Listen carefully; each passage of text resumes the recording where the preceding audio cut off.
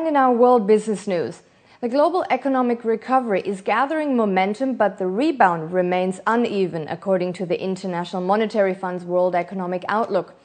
The IMF expects growth for the world's economy, but there is still a fair amount of risk. For emerging economies, high energy costs and higher prices for commodities threaten to tap the brakes in the emerging world. Developed economies, on the other hand, face additional challenges as governments try to curtail spending and reduce debt. The IMF added that growing exports will be key, not only to the US, but for other countries too, with consumers in faster-growing developing economies picking up the slack, which should make the global economy more balanced in the long run. So for the world economy, for both 2011 and 2012, we expect the growth rate to be 4.5%, a fairly high growth rate. But if you look at the details, you find that for advanced economies, we forecast only 2.5% for each of the 2 years.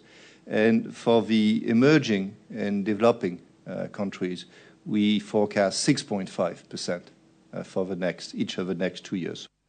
Top British banks should shield retail operations from riskier investments, banking activities, as well as boost capital levels to protect taxpayers from future crises, according to a government-commissioned report released on Monday.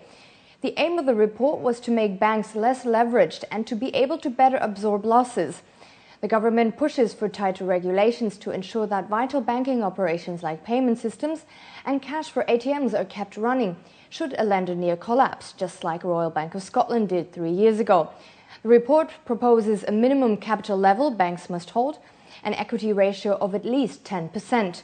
John Vickers, chairman of the British Banking Commission, called for full separation of retail and investment banking. Systemically important banks should have an equity ratio of at least 10%, provided also that they have genuinely loss-absorbing debt.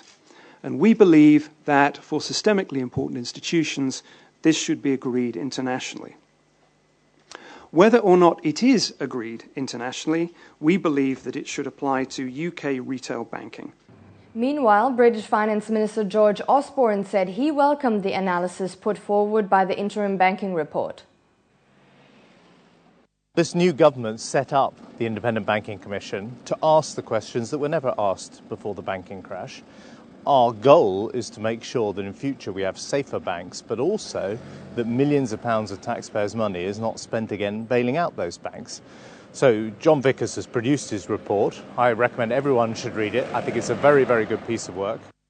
India's Minister of State for Agriculture, K.V. Thomas, met a high-level delegation from the Ethiopian Sugar Corporation in New Delhi on Monday.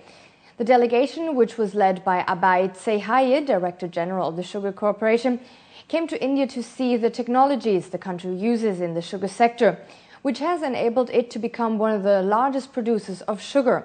He further said the Ethiopian government had requested permission to send its researchers and farmers to India for training.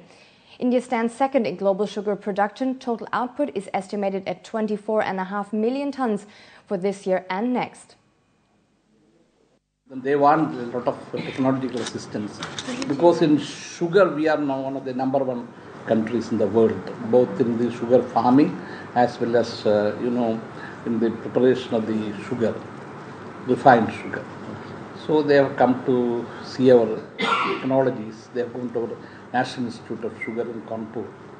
Japan's Nikkei index closed down 1.7% today as strong aftershocks continued to shake Tokyo, and the country raised the atomic severity alert to the highest level, bringing it on par with the Chernobyl disaster 25 years ago. The government raised the disaster level from 5 to 7.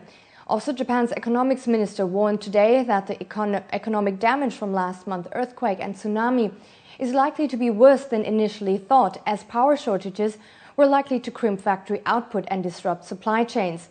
The International Monetary Fund added to the concerns as it cut Japan's economic growth forecast to 1.4% from a previous 1.6%. As a result, investors sold off stocks across the board, especially car and electronic makers. Before we head back to news, let's take a quick look at the Asian equity, the commodity and the currency markets, and after that, Laura Buckwell is back with the news.